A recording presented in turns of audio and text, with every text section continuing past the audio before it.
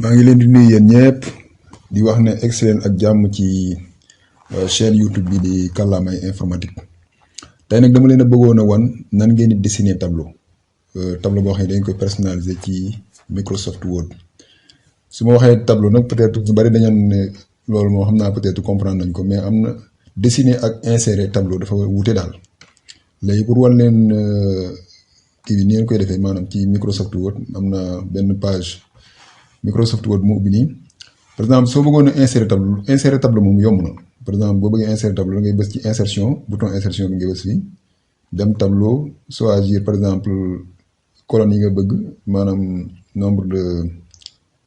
de colonnes ak nombre de lignes maanaam nombre de lignes par exemple comme lii moom c'est simple ñëpp xam nañ ko man par exemple tableau bii ni mi ngi nekk 5 colonnes ak 5 lignes voilà lii mooy colonnes yi moo nekk nii lii mooy lu horizontal yi voilà léegi loolu je pense que jërul def vidéo parce que je pense que ñu bari ko nañ ko comprendre léegi li nga xam ne nii nag moom lay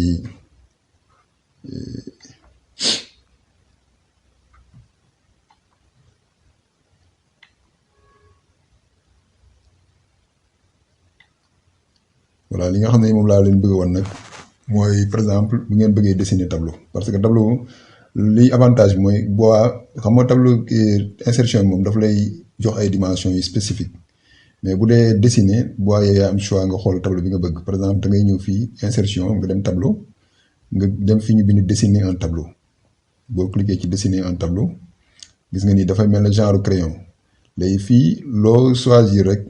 daf lay defal benn cellule par exemple dafa lay defal benn genre cellule voilà gis nga cellule bi pare na bu la neexee nga yokkaat benn cellule mën na soxlu sax muy tolloo moom gis nga nii su la neexee mën nga yokkaat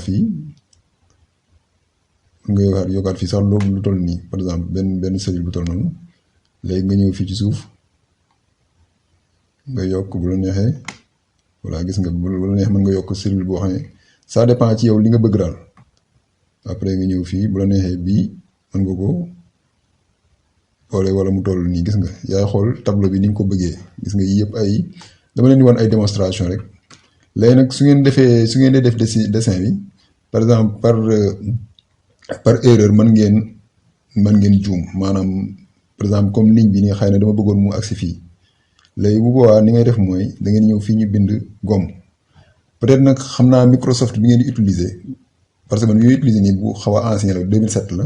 mais si Microsoft Word bi ngeen di jëfandikoo mën na nekk 2010 wala 2013 wala demee noonu bu nekkee ne bu gën a bees la xëy na fonctionnalité yi mën nañu wute fii ñu placé woo mais bu mën ngeen retrouver daal en tout cas fii ni bind gomme foofu ngay dem boo fa cliqué nii gomme gis nga nii da ngay mën a gommer par exemple ligne bi nii soo cliqué rek gis nga day daal di effacé wu bu la neexee nga cliqué effacé gomme bi par exemple gis nga gommer bu la neexee mën nga gommer lépp wala su la neexee yi mën nga ñëw fii par exemple nga sélectionner tableau bi yëpp mën nga ñëw fii accueil nga dem insertion tableau dessiner un tableau voilà nga sélectionner kii bi su la neexee soo ko bëggee supprimer mën nga supprimer lépp ñëw fii disposition rek nga supprimer lépp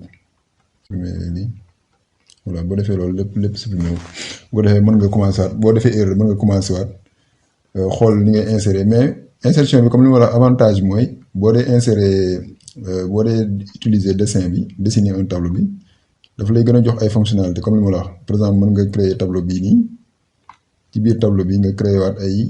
par exemple case wala yu demee noonu gis nga nii yëpp mën nga ko def dafa fonctionnalités yi dafa bari quoi voilà gis nga nii. te lii bu doon par exemple tableau bi nga xam ne nii insertion bi du la mën a may nga am espèce kii fonctionnalité yi mel nii quoi loolu laa bëggoon a expliquer pour ngeen comprendre ko di wax ne loolu daal mooy nekkoon li ma leen bëggoon a indil ci vidéo bi di leen jaajëfal yéen ñëpp.